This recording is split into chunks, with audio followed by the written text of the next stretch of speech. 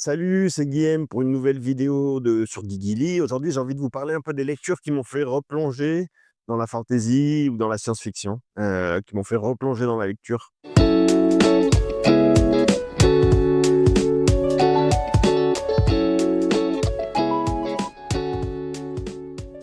Moi, disons, en 2018, je suis revenu vivre en France et du coup, je me suis reconnecté d'une certaine manière avec des lectures. Je me suis dit, ça fait longtemps que j'ai pas lu quelque chose qui m'a. Il doit sûrement y avoir plein de nouveaux trucs en fantasy et en science-fiction que je suis passé à côté. Et du coup, j'ai commencé à chercher sur YouTube. J'ai vu que YouTube existait, qu'il y avait des gens qui étaient spécialisés là-dedans. Et j'ai commencé à suivre des chaînes de vidéos. Il y a plein d'auteurs qui sont arrivés comme ça dans ma vie et qui m'ont donné envie de plonger là-dedans. Et la première série, ça a été aussi un ami, Quentin, que vous avez vu sur cette chaîne, qui m'en a parlé aussi. C'est les Fils des Brumes de Brandon Sanderson. Moi, ça m'a fait vraiment plonger et vriller dans le Cosmere. Voilà, c'était la première œuvre que je lisais de Brandon Sanderson, Le Fils des Brumes. Et j'ai adoré, c'était vraiment une claque énorme. Le système magique était juste fou.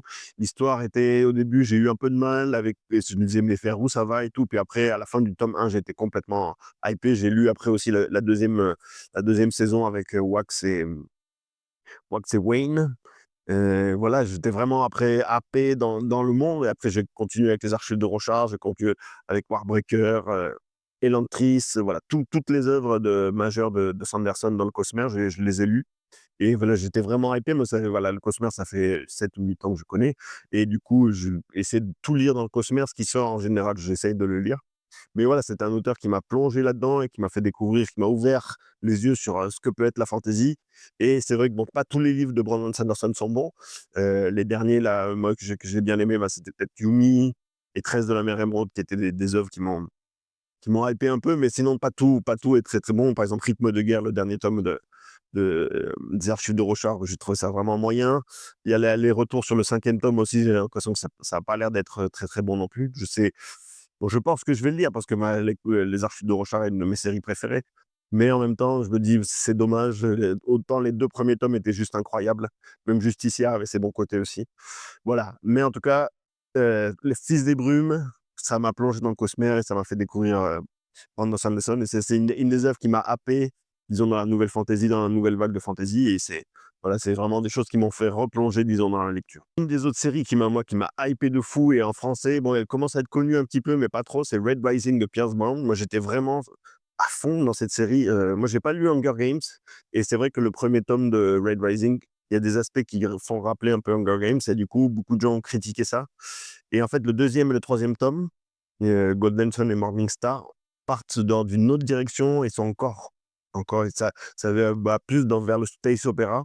Et moi, j'étais vraiment hypé. En fait, c'est vrai que c'est de la science-fiction, mais c'est la science-fiction, pas de la hard SF. C'est-à-dire, on va pas vous expliquer le concept du voyage spatial, on va pas vous expliquer comment fonctionne telle ou telle science. Sinon, c'est un monde imaginaire dans l'espace, dans le système solaire, comment le monde a évolué dans 3000 ans. Et puis, hop, on part, quoi. Et donc, du coup, ça, moi, j'ai beaucoup aimé ce truc-là. Voilà, j'ai cette liberté de faire de la science-fiction comme je veux. C'est une aventure. Ah ouais, je vous entraîne avec moi, et en fait, ça a de l'action, ça va vite, il y a du drame, il y a tous les ingrédients pour faire une superbe histoire. Et moi, j'étais vraiment hypé. Enfin, Red Rising, moi, je l'ai recommandé quand je l'ai lu, je l'ai recommandé à tout mon entourage. J'en ai parlé, parlé, parlé. C'était vraiment une claque monumentale et j'ai vraiment adoré. Voilà, c'est des séries qui m'ont happé. Et voilà, je pense que quand tous les tomes vont sortir en français, parce que je crois qu'ils sont en train de se finir en anglais aussi. J'ai entendu que la deuxième partie est aussi très bonne. Enfin, j'avais commencé moi un petit peu, mais ça m'avait un peu fatigué. Et en plus, c'était pas fini. Donc là, quand ça sera fini, je pense que je vais tout relire parce que vraiment, voilà, Red Rising, en tout cas, cette série est juste incroyable. Si, il y a 3 tomes, c'est de l'aventure pur jus qui vous emmène aussi. C'est dur, c'est cruel, mais en même temps, c'est tellement bon. Et voilà, j'ai trouvé ça, une œuvre incroyable. Une autre série, moi, qui m'a fait replonger, enfin, c'est pas une série, c'est plutôt 2 livres de Blake Crouch avec Dark Matter et avec Récursion. J'en ai déjà parlé plein de fois sur cette chaîne. Mais voilà, je recommande ces livres, si vous aimez pas trop la science-fiction, si vous êtes plus, thriller, policier, c'est vraiment c'est l'alliage de ces 2 genres. C'est vraiment, en fait, c'est plus, voilà, de l'intrigue, ça va vite, on comprend pas trop et puis poum, poum, poum, ça avance. Et moi, c'est Dark Matter, c'est un des livres que j'ai dévoré en 2 jours. J'ai dévoré, je ne pouvais pas le lâcher tellement c'était, ce qu'on appelle page turner. Et en fait, voilà, c'est 2 auteurs qui m'ont fait replonger dans la lecture, qui m'ont hypé pour me le lire à nouveau. Et en fait, c'est rare ces auteurs qui disent en fait, à chaque fois, même après j'ai lu Wayward Pine aussi de Blake Crouch et ça a été le même truc de dire: «Moi, cet auteur est tellement fort par son écriture, il est tellement fort il arrive à te happer par la vitesse de lecture, en fait. Il nous invite à pas lâcher et c'est vrai que des fois, c'est un peu léger, c'est vrai que des fois, ces personnages sont un peu caricaturaux, mais en fait, ça entraînant et en fait, je sais qu'à chaque fois, bah, je sais qu'il y en a un qui va sortir Upgrade, qui va sortir là dans quelques mois et ça me voilà, je sais que si je veux une lecture pour me remettre à la lecture, bah, je sais que les œuvres de Blake Crouch sont comme ça, en fait. C'est vraiment cet alliage, d'intrigue, de thriller avec la science-fiction, mais je kiffe à fond et voilà, je sais que si à un moment je dis: «Ouais, j'en ai ras-le-bol de cette longue série, ça rame un peu et cetera», hop, je sais que je vais lire un petit livre de Blake Crouch en quelques jours et puis ça va me remettre sur les rails, disons et ça, c'est super. Une autre série aussi de science-fiction, moi, qui m'a fait v qui enfin, pas une série, encore une fois, pardon, c'est 2 œuvres de science-fiction que j'ai adoré aussi, c'est Seul sur Mars et c'est Projet Dernière Chance de Andy Weir. Dernière Chance d'ailleurs qui va bientôt sortir au ciné et qui a l'air vraiment enfin, je sais pas trop comment il va adapter le 2e personnage de cette série. Je suis très curieux de voir ça. Mais c'était voilà, c'est un auteur aussi, ça m'a fait re-aimer aussi la science-fiction. Bon, moi, j'ai été plus un auteur de fantasy que de science-fiction. Moi, la science-fiction, c'était un peu les conseils de mon père que j'avais eus avec, les fondations, avec, aussi, des œuvres plutôt comme ça, donc du coup, qui étaient très marquées par les années, 60-70-80. Voilà, un peu plus, voilà, faut que ça soit sérieux, faut que ça soit et en fait là, c'était, un hackathon d'humour, on pourrait croire que ça arrive dans 5-6 ans, quelqu'un qui est coincé sur Mars, enfin et puis le deuxième e projet Génération, c'est plus voilà, on est dans un huis clos, dans un vaisseau spatial, c'était voilà des ambiances que j'avais jamais découvertes de cette manière-là dans la science-fiction et puis la plume de l'auteur était juste géniale. Il y a de l'humour, les personnages sont bons. Voilà, ces deux œuvres, dans leur forme, se ressemblent. Les histoires sont très différentes, mais dans leur forme, se ressemblent un peu mais c'est juste génial et puis c'est assez technique, on voit que l'auteur est voilà, s'y connaît aussi un petit peu ou a fait beaucoup de recherches dessus et voilà, c'est vraiment à découvrir, Andy Weir et moi, à chaque fois que je lis une des œuvres de lui, je me dis: «Bah, ça je sais que ça va être bien parce que ça va me» c'est le la plume de l'auteur est incroyable donc voilà. Moi, un autre auteur, bon là, qui m'a fait vriller, j'en parle aussi beaucoup, c'est Liu Cixin avec Le Problème Intracor. Après de Liu Cixin, moi j'ai lu d'autres œuvres aussi comme Terre errante et j'ai lu aussi Boule de foudre. Terre errante, j'ai beaucoup aimé, c'est une petite nouvelle de 80 pages, mais c'est juste l'histoire est incroyable. Heu, Comment faire une bonne histoire de 80 pages, moi j'ai trouvé ça incroyable. Et après Boule de foudre, moi j'ai trouvé un peu en dessous, mais bon, c'était intéressant aussi. Je crois qu'en fait, on peut prendre Boule de foudre comme, introduction au Problème Intracor. Ça voilà, ça ressemble beaucoup l'histoire. Après, elle est très, très bien et puis, avec une créativité au niveau des séances et cetera qui est assez folle. Voilà, moi, le problème Intracor, je savais pas trop à quoi m'attendre. J'avais entendu des très, très bonnes critiques. J'avais un peu d'appréhension avec le premier tome, je me suis dit: «Bon, c'est quoi cette histoire et tout?» mais à la fin, je me suis retrouvé, happé. J'ai pas lu le quatrième de couverture, je me suis pas spoilé l'histoire parce que des fois le quatrième de couverture nous spoil complètement. Bon, si vous avez vu la série, vous êtes complètement spoilé, mais Heu, en tout cas, l'intrigue au départ, on comprend pas rien trop ce qui se passe et après La forêt sombre et après La mort immortelle, ça m'a entraîné dans des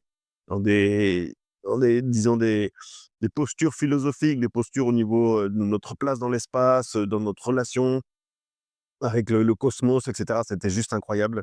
Ça m'a fait il y a une vulgarisation aussi de beaucoup de sciences dures et c'est ça qui est génial. On arrive à comprendre, un peu aussi le paradoxe de Fermi, des choses comme ça, des choses qui sont très, très techniques et en fait, il nous expose avec une qui est dans l'histoire et cetera et je trouve ça génial. C'est vrai que les personnages sont un peu froids, c'est vrai que c'est très centré sur la Chine, mais en même temps, ça donne c'est beaucoup de fraîcheur. C'est beaucoup de fraîcheur pour moi dans la science-fiction et peut-être la plume ne n'est pas adaptée à tout le monde. Mais moi, j'ai adoré cette histoire et du coup, je le recommande à chaque fois, dès que je peux. Si tu aimes bien la science-fiction dure, si tu as pas lu, si tu as lu la science-fiction qui est plutôt ancienne et les nouveaux auteurs, tu as pas trop lu, lis Liu Cixin, ça va te faire vriller le cerveau. Moi, j'avais beaucoup recommandé à mon père qui est un grand amateur de science-fiction, il avait beaucoup aimé donc voilà, c'est ça, je le dis, mais c'est vraiment une histoire géniale. Et le dernier auteur qui m'a redonné une claque et que j'adore et toutes les œuvres, là, je sais qu'il y a un livre de lui qui s'appelle Les Diables qui va sortir, c'est Joe Abercrombie, donc cet auteur anglais qui a écrit les livres de La Première Loi, et après La Terre du Sang, et après L'Âge de la Folie. Cet auteur, je suis fan absolu, il a une manière d'écrire les personnages, des personnages gris, détestables, mais qu'en même temps qu'on adore. Il y a personne qui a écrit comme lui, en fait et voilà. Moi, à chaque livre, à chaque série de lui est meilleure que celle d'avant Et donc en fait, Joe Abercrombie, moi, c'était une claque. Autant ses scénarios sont prévisibles, autant c'est pas très recherché, autant le système magique souvent est même il y a de la magie, mais ça elle sert pas à grand chose. C'est pas basé sur la magie. Autant ces personnages sont incroyables. C'est vraiment des personnages incroyables pour moi. Voilà, il y a le 9 doigts et Glocka et cetera. Enfin, c'est voilà, c'est connaissez sûrement si vous avez lu ces auteurs-là. C'est un des auteurs, moi, qui m'a plus même la traduction française, hein, c'est incroyable. J'imagine pas en anglais la qualité de sa plume. C'est voilà, si vous voulez un peu découvrir de la dark fantasy basée sur les personnages, sur les relations, sur la cruauté, voilà, tout est gris, on sait pas qui sont vraiment les méchants, les gentils. Il y a un mage qu'on croit qui est bon, mais en fait, c'est le plus gros bâtard de tous. Enfin bon, et voilà, il y a vraiment il y a plein de rebondissements dans l'histoire. Les personnages sont toujours plus fins, c'est toujours plus loin. Au départ, c'est un personnage qui est bon et puis petit à petit, en fait, il vire petit à petit, puis un personnage qui est mauvais, puis petit à petit, il vire bon. Donc il essaye toujours de mettre de la nuance dans ses personnages, c'est jamais les personnages figés et ça, j'adore et voilà et j'ai trouvé personne qui a sa finesse d'écriture de personnage. Et voilà, moi, Joe Abercrombie, je suis un fan absolu et tout ce qui va sortir de lui, je vais le lire. Il y a juste la série La Mer éclatée que j'ai pas lue, qui me hype un peu moins parce que j'ai entendu que c'est en dessous et puis plus jeunesse. Donc voilà, La Mer éclatée, j'ai pas lu, je sais pas si je lirai un jour, mais en tout cas, ce qui va sortir de lui, Les Diables, là, je pense que je vais le lire aussi quand il va sortir parce que c'est juste incroyable. Donc voilà une série d'auteurs qui, moi, m'ont remis à la lecture, qui m'ont hypé de fou à chaque fois. Quand je les ai lus, j'attendais pas grand-chose, je les connaissais pas, mais qui m'ont entraîné dans des mondes, dans des intrigues et qui m'ont fait voyager, en fait. Et c'est vraiment la qualité de l'auteur, la qualité de l'œuvre qui m'ont fait replonger dans des trucs où je m'y attendais pas, où je me suis pris des claques. Et c'est vraiment, pour moi, ça a été le renouveau de la fantasy, le renouveau de la science-fiction dernièrement. Et c'est des auteurs que j'arrête pas d'en parler. Il y en aura sûrement d'autres. Je suis en train de lire une œuvre qui est un peu là-dedans aussi, mais un peu d'une autre manière. Et donc du coup, c'est ça en fait, c'est la découverte, mais c'est quels sont les auteurs qui me replongent, qui me remettent disons, sur les rails de la lecture. Et bon voilà, si vous les avez pas lus, peut-être que vous êtes un peu dans une panne de lecture, vous savez pas trop où aller, vers quoi vous vous tournez. Peut-être ces auteurs peuvent vous intéresser. Voilà, allez à plus, j'espère que cette vidéo vous a plu, puis à la prochaine fois. Ciao!